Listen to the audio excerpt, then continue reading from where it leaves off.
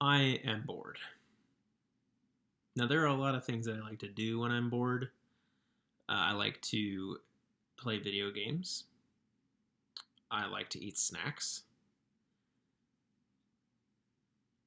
I like to play video games while I eat snacks. But there's pretty much one big thing that I like to do when I'm bored. I like to scroll. I feel like most people kind of have an order to the way that they scroll. They might start with Twitter or Instagram. They might even get on TikTok or look at sports or news or something like that. Either way, people spend a ton of time on smartphones, and there's a lot of statistics to back that up. So to celebrate the National Day of Unplugging, we are going to look at 5 interesting facts about smartphone use. Now, as a disclaimer, the irony is not lost on me that I'm making a YouTube video about smartphone use on the National Day of Unplugging that most people are going to watch on their phones. Yeah. But let's go ahead and dive into fact number 1. The average smartphone user checks their phone 110 times a day. What else do you do 110 times a day other than basic human functions like blinking, breathing, maybe swallowing? You probably don't even say hi to people 110 times a day. Imagine if you did something more impactful 110 times a day. It doesn't even have to take that much time. What if you laughed 110 times a day or smiled at someone 110 times a day? Now, granted, we are in the middle of a pandemic, so if you're sitting by yourself laughing 110 times a day, someone walking by you might be a little concerned.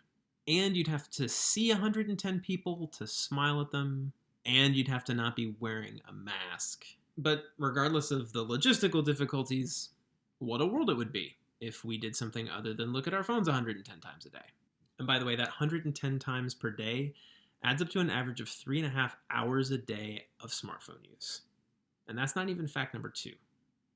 I gave that one to you for free because I care about you. Fact number 2, 40% of smartphone users check their phones on the toilet. Gross.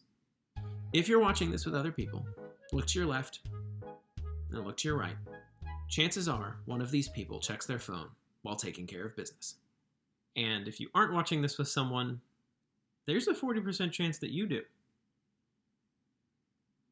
Once COVID is behind us, this is the next big thing the government needs to tackle. We need to figure out who's using their phones on the toilet. Then every time you send a text message while you're on the toilet, your phone's going to automatically add a poop emoji at the end of it.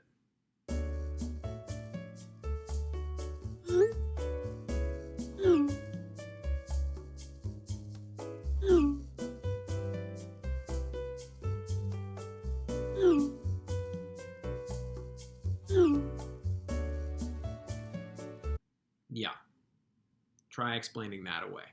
The plus side is you can have an excuse for typos because people will clearly see that you're multitasking. Fact number 3, the use of cell phones causes 26% of the nation's car accidents. It's so hard, especially with how busy we are, to stay off your phone when you're doing something as monotonous as driving. But the stats don't lie. This is still a pretty big issue.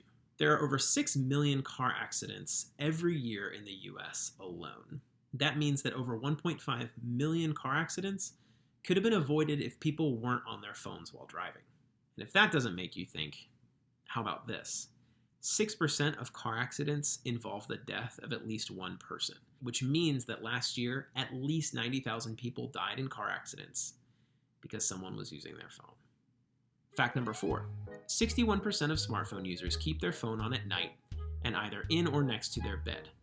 Smartphone use has become so prevalent that it's really become part of people's daily routines. I know that when I wake up either in the morning or in the middle of the night, checking my phone is the way I look at the time, so it's natural for me to keep using it after I initially check. I look at texts, the news, social apps, email, all to start my day. And it usually takes me anywhere between 30 minutes to an hour. And studies have shown that if you use your phone right before you go to bed and after you wake up, it negatively impacts your sleep. So it's no wonder when we combine coffee, working late, and keeping our phones next to us when we sleep, that it's really rare that we get 7 or 8 good hours. Fact number 5, 50% of smartphone users feel uncomfortable being unable to use their phone. Have you ever been on a trip, if it's like a road trip or a vacation, and your phone's about to die and you realize you don't have a charger? It's kind of terrifying.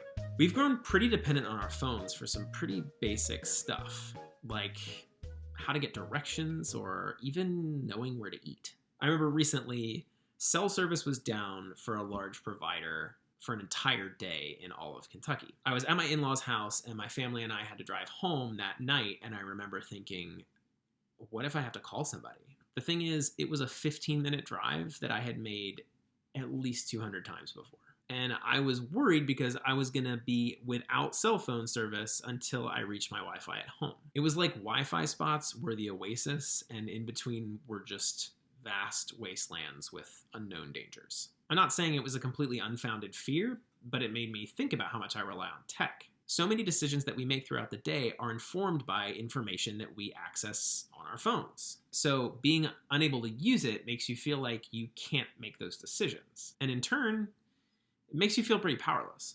So those are 5 facts about smartphone use that may be a little surprising, but I wanted to talk about a few tips for reducing unneeded phone use as well. Tip number 1, try tech fasting. Tech fasting is where you remove all of the technology you use for a period of time and then reintroduce it back into your routine as you feel it's needed. It basically helps you start from scratch when it comes to what tech you use. What tech you fast and for how long vary based on how intense you want it to be. But the point is cutting out stuff that you use that may just be a burden. There are even different methods of tech fasting, like using screen time to limit the apps that you use or the amount that you use your phone.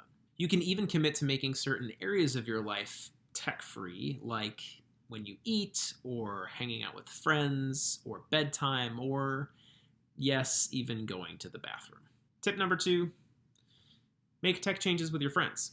It can be scary thinking about cutting out your cell phone use when it's such a major part of how you connect with other people. So try committing as a group of friends to reduce your smartphone use together. You could even commit to meeting every night for a few hours to keep each other accountable and to just stay connected, COVID restrictions in mind, of course. Having a common goal will likely bring you closer together, which might be just what you need in a world where distancing is becoming a necessary norm. And who knows, you might find that being present with your friends face-to-face more often actually energizes you more than you thought it would.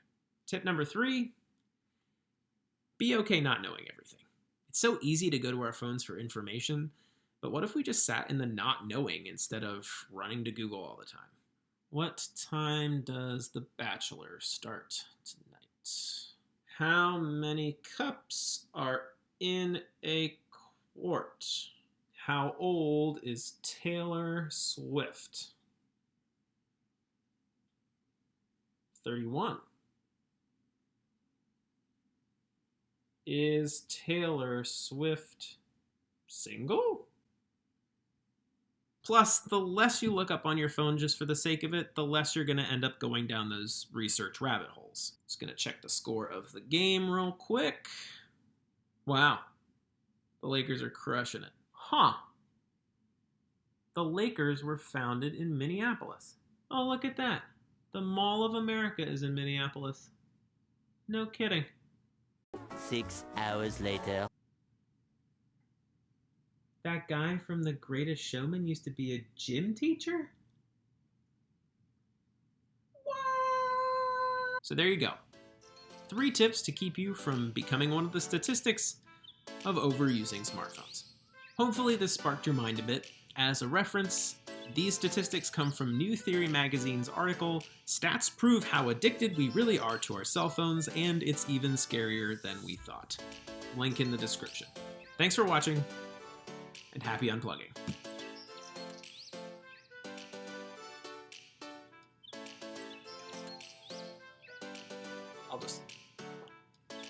Let's leave this here.